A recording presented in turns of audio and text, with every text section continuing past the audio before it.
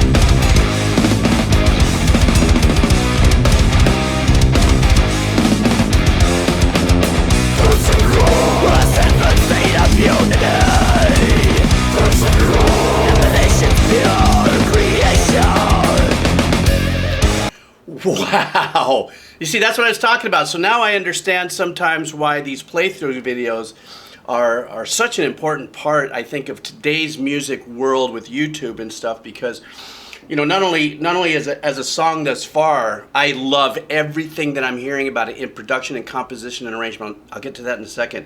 But the musicianship is so incredible that you do, even if it's theater of the mind, you want to, in the sense that you kind of want to watch the guitar player do that riff, or the bass player play, or the drummer, just creaming these patterns just with sledgehammers. And you kind of, especially me as a musician and a composer and all that, in my mind, because I'm the old composer, decomposer, I'm automatically going, you can see my brain is probably just frying right now. I loved that opening, the clean guitar opening. It kind of sounded very classical influenced. And what I mean by that is I started hearing this opening melodic playing, and it reminded me, I took 3 years of classical, from classical guitar, I think from 12 to 16 or something like that. And so it reminded me of a recital. I was like, oh, I started feeling a little nervous, one of my recitals. So then they light it up, obviously, and then the musicianship with the guitar playing and the riffs and the incredible technique that the guitar player is playing here. I don't know if it's one or two guitar players, if they're doing overdubs. That bass, holy, that bass. Not only the bass playing, but that sound. And I can't tell if it's a fretless, I mean, it sounds like it would be a fretless bass, which I think is so avant-garde in this kind of music, even if it's not fretless bass. But if it is fretless bass with this style of rock and composition, that's absolutely insane. If, for those of you who are the pure listeners, who are probably most of you, a fretless bass is very similar, if you don't know what that means, is that you see the little frets that are in guitars, right? Well, sometimes it looks like there's frets there, but it's removed professionally. I actually have a Schecter bass that's a fretless, but it actually has what looks like frets. So without having any frets, the precision of placing your finger in the right place in the neck, you know, where you're supposed to be playing, you know, your notes and stuff, you don't have any room for error there. If you have frets, you have a little room for error in between the frets if your finger doesn't land exactly in the same spot. Without frets, you could be sharp or flat and it could just sound heinous. And but this is just insane, just absolutely killer. And I love the chunk phrasing of the arrangements. You know, the familiarity, even though there's a lot of shifts in the arrangements, you know, tempo change, not tempo change. I'm sorry, not tempo, I'm sorry, rhythmical arrangement changes and stuff that are going back and forth. But, you know, there is still always a familiarity where they're going to keep coming back to certain phrases in order for the vocalist to do, you know, another verse and stuff. I'm sorry, I'm just yapping on this because I'm just lit energy-wise after hearing it thus far. All right, here we go, a little more.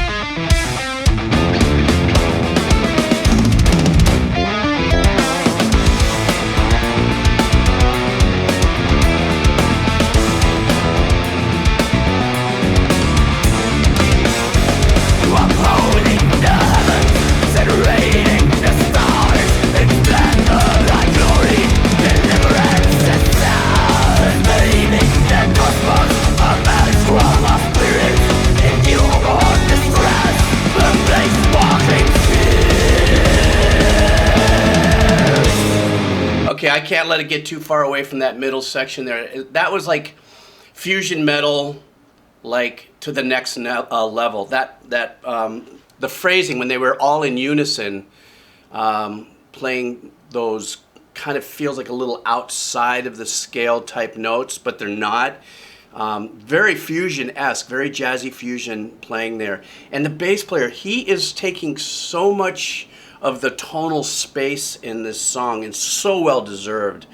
You know, this isn't bass guy, reacting to bass player, but as a composer and a musician and a producer and an arranger and all the blah, blah, blah that I do, even in orchestrations, even when I'm doing, you know, if there's live orchestra and I'm writing pieces, I'm so aware of the bottom end of the tonal scale of a composition, because to me it is the absolute cradle of the soul. Wow, that was deep. Maybe I should put that on a shirt. Anyhow, and so listening to his technique and his playing and his precision, along with the drummer, along with the guitar player, at that same exact level. This is. I'm so sorry. So many people have asked me to do a OBSCURA, and you know, it's not that I don't want to. It's just, can you imagine how many songs I got to do? And I am so bummed yet so happy that I finally did it, because the musicianship on this is just absolutely masterful. And there's too many little chunks for me to remember to break down here. I think this might be a song I might do on Patreon or something like that, and do like a 40-minute 8 bars, let's listen to it, go back, break it down, listen to it, go back, break it down. Because this is one of those songs that are just so energetic, so incredibly in precision, dynamically arranged and composed and performed. So anyhow, blah, blah, blah.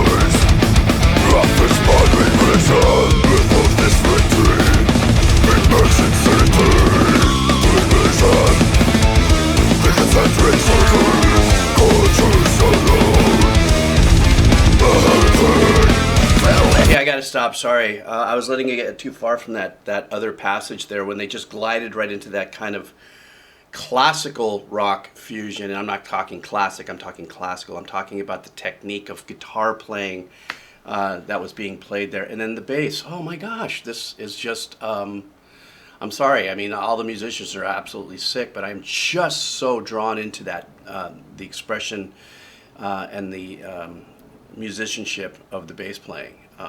This is unbelievable, and this is why I like this genre of music. You know, this is why, because I don't hear any other super fusion of other styles that is so embedded in the, you know, the current prog rock, the progressive prog. No, that wouldn't work. But you know what I'm talking about. You know, the new metal, all the stuff that's been happening. Now, I don't know when they released this song, you know, or what the story is behind it, but that is some crazy writing. They've taken us through so many ups and downs and twists and turns and quiets and pulls and tugs of war. And then even the vocalist as well.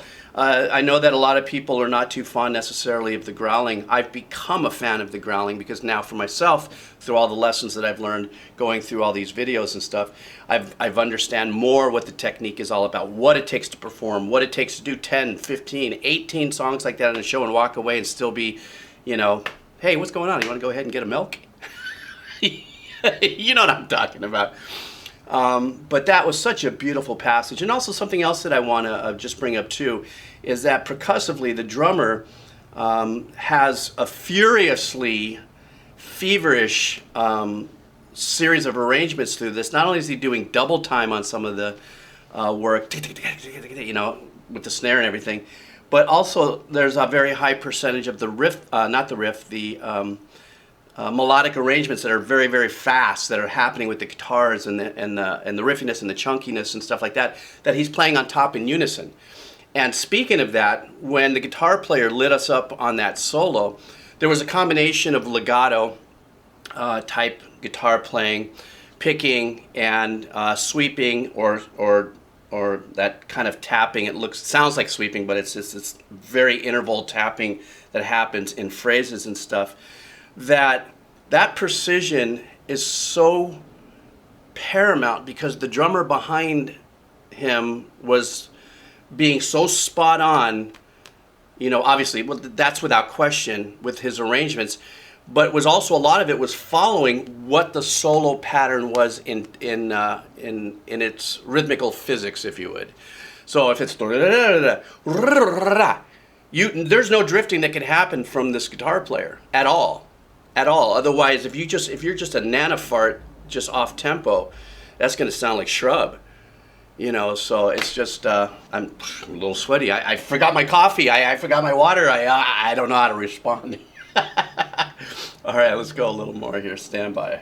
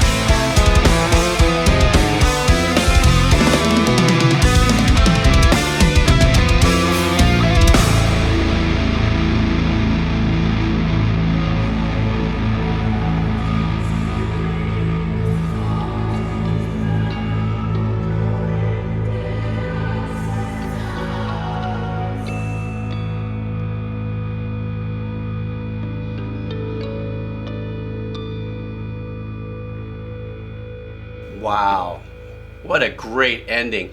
Now, I don't know whether or not those voices that we heard at the end was maybe the singer's overdubs.